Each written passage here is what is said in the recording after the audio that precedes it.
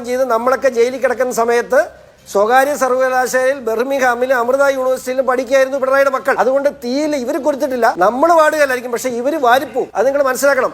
നമ്മളെ സമരത്തിന് ഇറക്കി വിട്ടിട്ട് ഞാനന്ന് ഇടതുപക്ഷത്തിന്റെ ഭാഗമാണ്. നമ്മളെ സമരത്തിന് ഇറക്കി വിട്ടിട്ട് പിണറായി മക്കളെ സ്വകാര്യ യൂണിവേഴ്സിറ്റിയിലും വിദേശ യൂണിവേഴ്സിറ്റിയിലാണ് പഠിപ്പിച്ചത്. അതുകൊണ്ട് തീ കുരുത്താന്ന് ഓർക്കണ്ട, ഇത് വാടാനുള്ള കാര്യങ്ങളൊക്കെ ഈ കേസിലുണ്ട്, ഇനി വരാൻ പോകുന്നുള്ളൂ. അത് പ്രത്യേകം മനസ്സിലാക്കുക. പിന്നെ ഇന്നലെ വിശദീകരിക്കുന്ന കേട്ടു, എന്റെ ചോര എന്ന് വിശദീകരിക്കുന്ന കേട്ടു. ഞാനൊരു കാര്യം ചോദിച്ചോട്ടെ, ആ കാശ് മേടിച്ചതിന് ടാക്സ് അടച്ചെന്ന് എന്ത് ഒരു മുഖ്യമന്ത്രിയല്ലേ ഇങ്ങനെയൊക്കെ പറയാവോ? ഞാൻ ഒറ്റ കശാപ്പിന് ലൈസൻസ് എടുത്ത ആളെ കൊല്ലാൻ പറ്റുമോ? നിങ്ങൾ ഇനി നാളെ അതും പറയുമല്ലോ, കശാപ്പിന് ലൈസൻസ് എടുത്ത് ആളെ കൊല്ലാൻ പറ്റുമോ?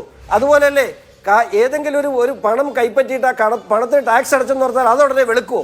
നിങ്ങൾ എന്താണ് ഈ കേരളത്തിൽ മനസ്സിലായി? ഇത് കേൾക്കുന്ന ആർക്കും വിവരമില്ലേ? അത്ര ബോധമില്ലാത്തവരാണ് മലയാളികൾ. ആദ്യമായി തന്നെ പറഞ്ഞേക്കുക, ഇത് ഇന്ററം സെറ്റിൽമെന്റ് ബോർഡിന്റെ ഉത്തരവിന്റെ അടിസ്ഥാനത്തിലല്ല ഈ കേസുകൾ മുമ്പോട്ട് പോയിട്ടുള്ളത്.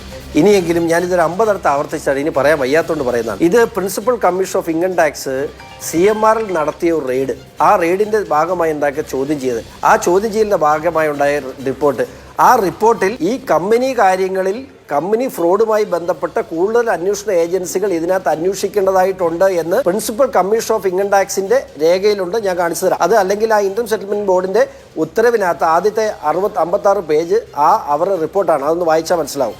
രണ്ടാമത്തെ കാര്യം, ഇതിനകത്ത് നമ്മുടെ PCITയുടെ റിപ്പോർട്ടിൽ അന്വേഷണ റിപ്പോർട്ട് ആവശ്യമുണ്ട് എന്ന് കൃത്യമായി പറഞ്ഞിരുന്നു. EDയെ സംബന്ധിച്ചിടത്തോളം ED എടുത്തു പറഞ്ഞ ഒരു വിഷയം, ED ഇതിനു മുമ്പ് ഒരു ECR രജിസ്റ്റർ ചെയ്തു.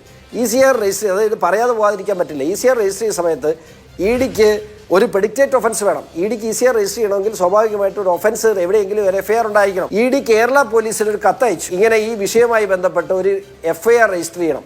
ആ കേരള പോലീസിന് പിണറായി വിജയനെതിരെ ഒരു FIR രജിസ്റ്റർ ചെയ്യണമെന്ന് പറഞ്ഞാൽ കത്തയച്ചാൽ എന്താണ് അവസ്ഥ എന്നറിയാമല്ലോ. ആ കത്തിൻ്റെ അടിസ്ഥാനത്തിൽ കേരള പോലീസ് ഇതുവരെ മിണ്ടാതിരുന്നതിൻ്റെ അടിസ്ഥാനത്തിലാണ് EDക്ക് ആ കേസുമായിട്ട് മുമ്പോട്ട് പോകാൻ പറ്റാത്തത്. അതിനുശേഷം CMRലെ ഉദ്യോഗസ്ഥരുൾപ്പെടെ EDയുടെ അന്വേഷണത്തിനെതിരെ ബഹുമാനപ്പെട്ട കേരള ഹൈക്കോടതി കേസ് ഫയൽ ചെയ്തു. ഇപ്പോൾ ഇവിടെ നമ്മൾ മനസ്സിലാക്കേണ്ട ഏറ്റവും വലിയ പ്രശ്നം, ഈ പണം ഇപ്പോൾ ഇവിടെ സൂചിപ്പിച്ചു, ഇത് ഞങ്ങൾ നിയമപരമായി നേരിട്ടുള്ളതാണ്. ഒരു കാര്യം കൂടെ നേരത്തെ പറഞ്ഞേക്കാണ്, ഇപ്പോൾ ഈ കേസുമായി ബന്ധപ്പെട്ട് 1.72 കോടി രൂപയും എംപവർ ഇന്ത്യയുടെ കയ്യിൽ നിന്ന് വാങ്ങിച്ച പൈസയുടെയുമാണ് ഇപ്പോൾ കേസ് വന്നിട്ടുള്ളത്. വീണ 2021 മുഖ്യമന്ത്രിയുടെ മകൾ, അങ്ങനെ തന്നെ മുഖ്യമന്ത്രിയുടെ മകൾ വീണ 2021 ഒരു കേസ് ക്ലോസ് ചെയ്തിട്ടുണ്ട്. അവരുടെ കമ്പനി ക്ലോസ് ചെയ്തിട്ടുണ്ട്. അവരുടെ കമ്പനിക്ക് ക്ലോഷറിന് വേണ്ടി അവർ നൽകിയിട്ടുള്ള അവരുടെ മുഴുവൻ രേഖകളും ഫേക്കാണ്. അത് ഈ അന്വേഷണ റിപ്പോർട്ടിനകത്ത് അതുണ്ടോ ഇല്ലയോ എന്ന് അറിയത്തില്ല.